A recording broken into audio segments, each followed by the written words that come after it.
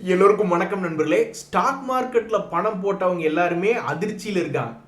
தற்காலிகமாக stock market இறங்குதா அல்லது ஒரு பெரிய கிராஷ்காக இறங்குதா அப்படின்னு ஒரு புரியாத நிலை. இன்னைக்கு கூட மார்க்கெட் 77 பாயிண்ட் இறங்கி தான் க்ளோஸ் ஆயிருக்கு.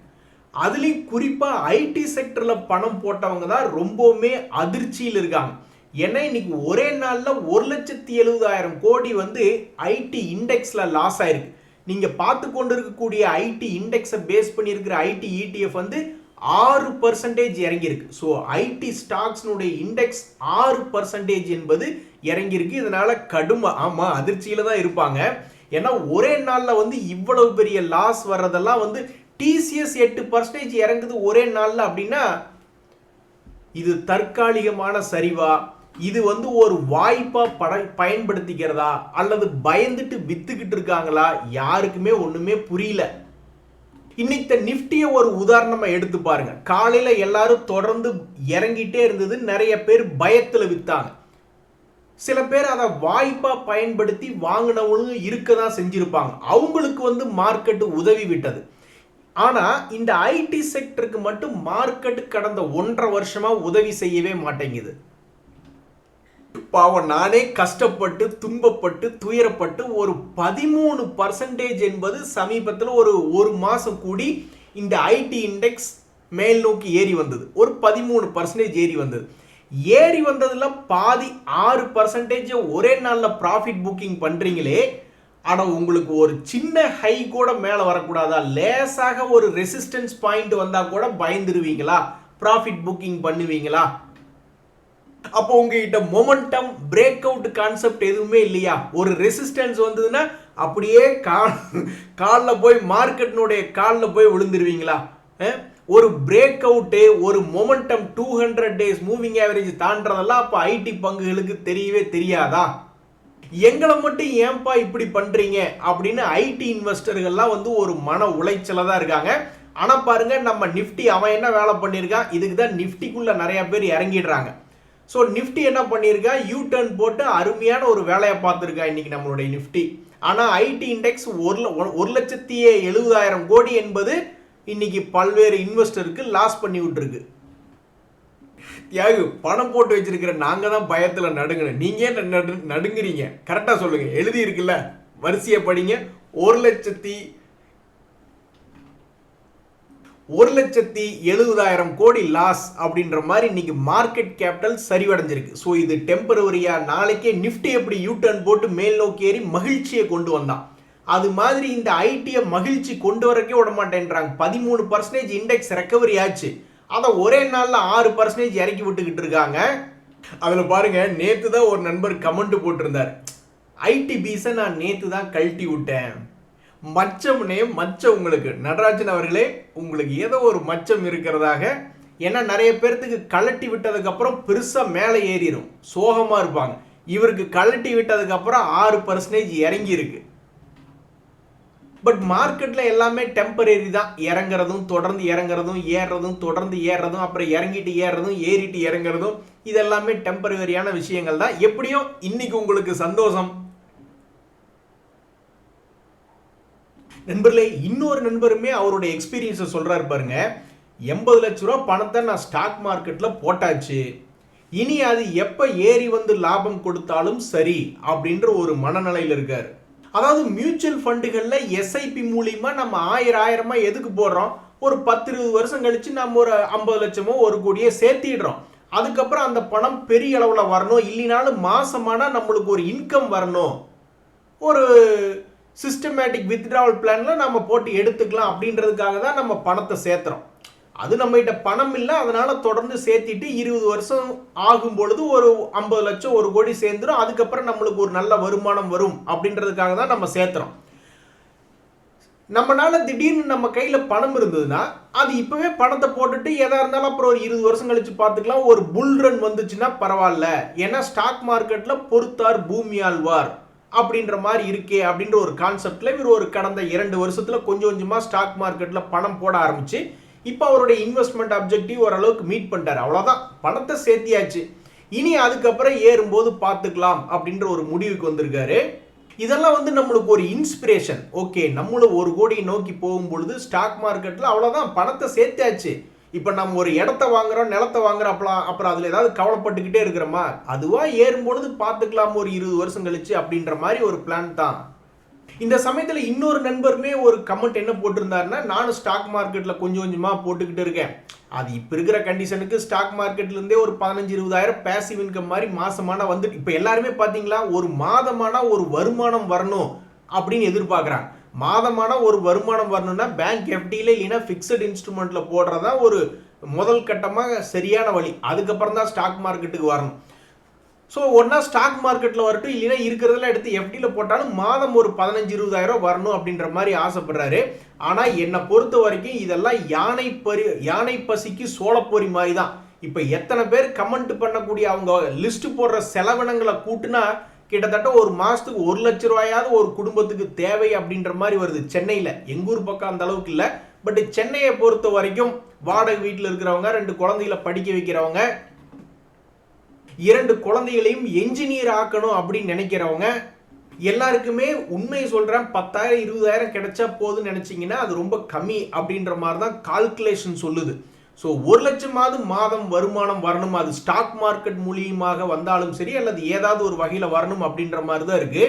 ஸோ அதுக்கு ஒரு முதல் ஸ்டெப் என்பது நம்ம நண்பர் பண்ண மாதிரி தான். ஒரு 80 லட்ச ரூபா அப்படின்றது 1 கோடி என்பது ஸ்டாக் மார்க்கெட்லேயோ அல்லது ஃபிக்ஸட் இன்ஸ்ட்ருமெண்ட்லேயோ ஏதாவது ஒரு வகையில் சேர்த்து வச்சுட்டு அதுக்கப்புறம் அதிலிருந்து ஸ்டாக் மார்க்கெட்டாக இருந்தால் சிஸ்டமேட்டிக் வித்ட்ராவல் பிளானில் கொஞ்சம் கொஞ்சமாக வெளியே எடுக்கணும். பேங்க் எஃப்டியா அல்லது ஃபிக்ஸட் இன்ஸ்ட்ருமெண்ட்டாக இருந்தால் அவனே நம்மளுடைய பேங்க் அக்கௌண்ட்டை தேடி கொடுத்துட்டு போயிடுவான். ஸோ ஆல் இன் ஆல் நம்மளுடைய திருப்பூர் புல்ஸ் குடும்பம் ஒரு கூட்டாக கொஞ்சம் கொஞ்சமாக மேலே வந்துக்கிட்டு இருக்கு. ரொம்ப மகிழ்ச்சியாக இருக்குது. இன்னொரு நண்பருமே என்ன ஒரு கமெண்ட் போட்டிருந்தாருன்னா, இது மார்க்கெட் ஓப்பனிங் சமயத்தில் போட்டிருந்தாரு, என்னுடைய போர்ட்ஃபோலியோ 3 லட்ச ரூபாய் இறங்கி போச்சுங்க, அப்போ போர்ட்ஃபோலியோ சைஸ் என்ன அப்படின்றத யோசிச்சுக்கோங்க. ஆனால் கடைசியில் மார்க்கெட் ஓரளவுக்கு நல்ல ரெக்கவரி. இதில் வந்து அவருடைய கமெண்ட் அதுக்கப்புறம் நான் பார்க்கல. இந்த ரெக்கவரிக்கு அவர் ஒரு மாதிரி தப்பிச்சாரா இல்லையா அப்படின்றது தெரியல. நண்பர்களே, இந்த சமயத்தில் இவனுக்கு ஒரு நல்ல காலம் பிறக்க மாட்டேங்குதே அப்படின்ற மாதிரி பாலிமெடிக்யூர் அப்படின்ற ஒரு ஷேர், அவங்களுடைய செக்டரில் மெடிக்கல் டிவைசஸ் தயாரிக்கக்கூடிய செக்டரில் அவங்க வந்து ஒரு பெரிய ஆள். இந்த ஷேருக்கு கடன் என்பது குறைவு தான். மொத்தமாக ஒரு 354 கோடி கடன் இருக்கு. இது ஒரு வருஷத்தினுடைய வருமானத்தை வச்சே அடைச்சிருவாங்க அப்படின்ற ஒரு கண்டிஷன். ஸோ சமீபத்தினுடைய குவார்டர்லி ரிசல்ட்ஸில் அவங்க வந்து தங்களுடைய சேல்ஸ் என்பதை இம்ப்ரூவ் பண்ணியிருந்தாலுமே அவங்களுடைய லாபம் வெறும் 65 கோடி.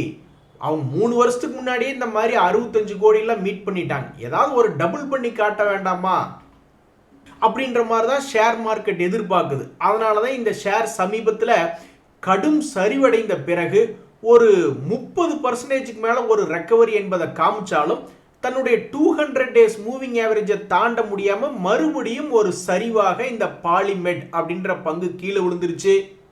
எப்போ இதுக்கு ஒரு நல்ல நேரம் வரும் அப்படின்றது தெரியல. இப்போ வரைக்கும் ஒரு நஷ்டம் அடையாத ஒரு கம்பெனியாக இப்போதைக்கு வண்டி ஓட்டிக்கிட்டு இருக்கு. ஸோ இந்த ஷேரில் என்ன ஒரு முக்கியமான தகவல் ஒன்று வெளியிட்டிருக்காங்கன்னா, இந்த மாதிரி இன்வெஸ்டர்ஸ் மீட்டிங் நடக்குது அப்படின்ற ஒரு தகவலை வெளியிட்டிருக்காங்க. நண்பர்கள், இந்த சமயத்தில் யாருக்கு நல்ல நேரம் வரும்னே சொல்ல முடியாது. சும்மா திண்ணையில் படுத்து கிடப்பாங்க, திடீர்னு அவனை எழுப்பி விட்டு ஒரு திரிசா மாதிரி, நயன்தாரா மாதிரி நல்ல அழகான பெண்கள் கல்யாணம் பண்ணிக்கியா அப்படின்ற மாதிரி கூட ஒரு வாய்ப்பு வரும். அது மாதிரி தான் டிடி கிருஷ்ணமாச்சாரி அவர்களுடைய குரூப்பை சேர்ந்த 2 பங்குகள் அப்படின்னு டிடிகே ஹெல்த் கேர் ஒன்று, டிடிகே பிரஸ்டீஜ் ஒன்று. இந்த டிடிகே பிரஸ்டீஜ் எல்லாம் பார்த்தீங்கன்னா என்னென்ன ப்ராடக்ட்ஸ் பண்ணிக்கிட்டு இருக்காங்கன்னா, இந்த இண்டக்ஷன் கூப் டாப்ஸ் முதல் கொண்டு பண்ணிக்கிட்டு இருக்காங்க. ஸோ இப்போ திடீர்னு அந்த இண்டக்ஷன் ஸ்டவுக்கெல்லாம் சமீபத்தில் பெரிய கிராக்கி வந்தது நீங்கள் பார்த்துருப்பீங்க.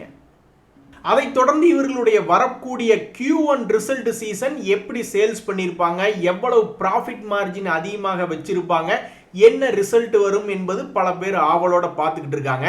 இந்த நேரத்தில் அவர்களுடைய இன்னொரு கம்பெனி டிடிகே ஹெல்த் கேர் அப்படின்றல என்ன ஒரு தகவல்னா, மொத்தமே 1312 கோடி தான் மார்க்கெட் கேபிட்டல். மிகவும் சிறிய மார்க்கெட் கேபிட்டல். ஆனால் பெரிய நியூஸ் என்ன அப்படின்னு பார்த்தீங்கன்னா, அவங்களுடைய டிவிடெண்ட் ஈல்டு வந்து 1%. ஸோ அவங்களுடைய டிவிடெண்ட் கொடுக்க போகிறாங்க. அதனுடைய ரெக்கார்ட் டேட் என்பது 17 ஜூலை அப்படின்ற ஒரு அறிவிப்பு வந்திருக்கு.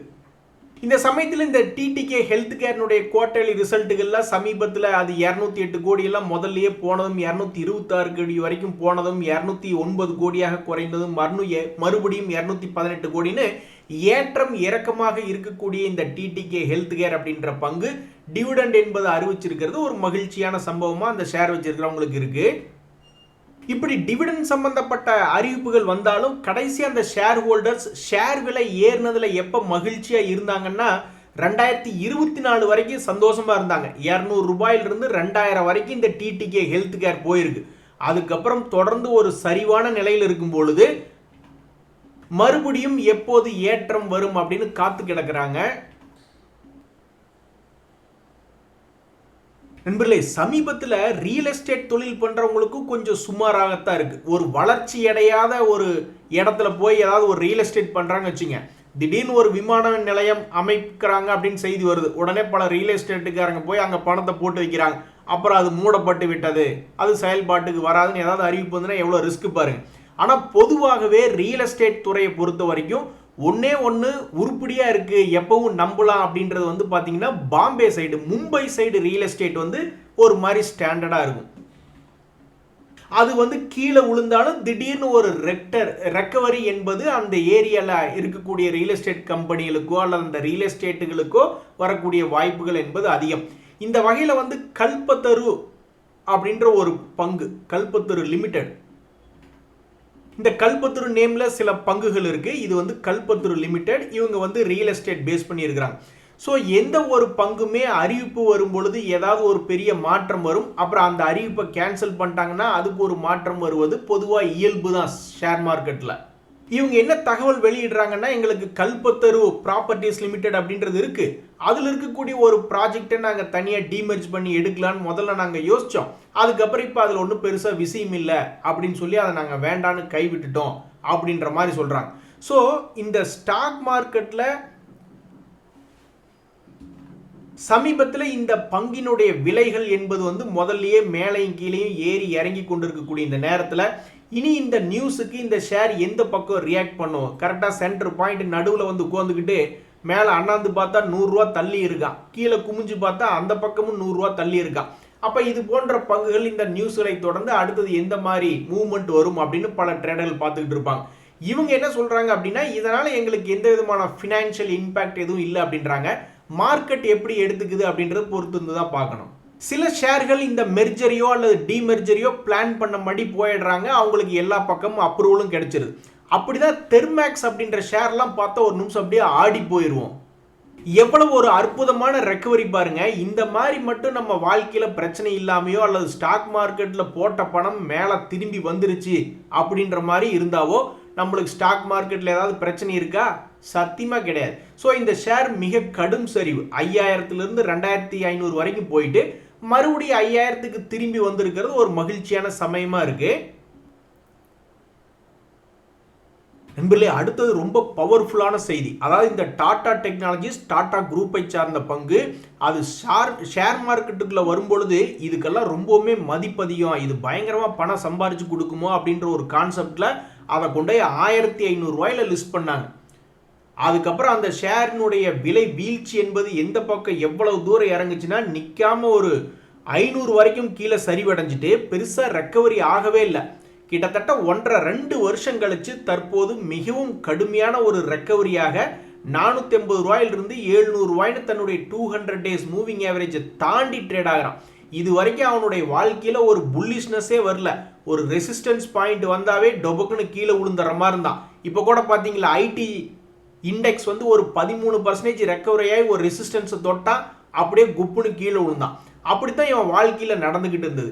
இப்போதான் முதல் முறையாக ஒரு ராக்கெட் மாதிரி ஒரு 500 ரூபாயிலிருந்து 730 ரூபாய்னு நிற்காம மேலே தன்னுடைய ரெசிஸ்டன்ஸ் பாயிண்ட்டுகளை 1, 2, 3ன்னு வரிசையா எத்தனை பேர் வேணாலும் நில்லுங்கடா, நான் வரிசையை எல்லாத்தையும் தள்ளி விட்டுட்டு பெரிய பதவிக்கு நான் வருவேன், ஆட்சியை பிடிப்பேன் அப்படின்ற மாதிரி நிற்காம ஒரு மிகப்பெரிய ஒரு சாதனையை செஞ்சிருக்கக்கூடிய இந்த டாடா டெக்னாலஜிஸ் அப்படின்ற ஷேர் ஒரு முக்கியமான அவங்க கம்பெனியினுடைய ஆனுவல் ஜெனரல் மீட்டிங் வந்து வரக்கூடிய ஜூன் 26 நடக்கிறது அப்படின்ற ஒரு முக்கிய தகவலை வெளியிட்டிருக்காங்க. ஸோ அதுக்கு இன்னும் எத்தனை நாட்கள் இருக்கு அப்படின்னு பார்த்தீங்கன்னா இன்னொரு 26 நாள் இருக்கு. அந்த நாளுக்குள்ள அந்த நாளை ரீச் பண்றதுக்குள்ள இவன் இன்னும் என்னென்ன செய்ய போகிறான் என்பது பொறுத்திருந்து தான் பார்க்கணும். அதே மாதிரி இன்னும் ஒரு பிரபலமான பங்கு டாடா டெக் மாதிரியே இந்த ஹெச்டிபி ஃபினான்ஷியல் சர்வீஸும் ஷேர் மார்க்கெட்டுக்குள்ள வரும்பொழுது உச்சத்துக்கு தான் வந்தது.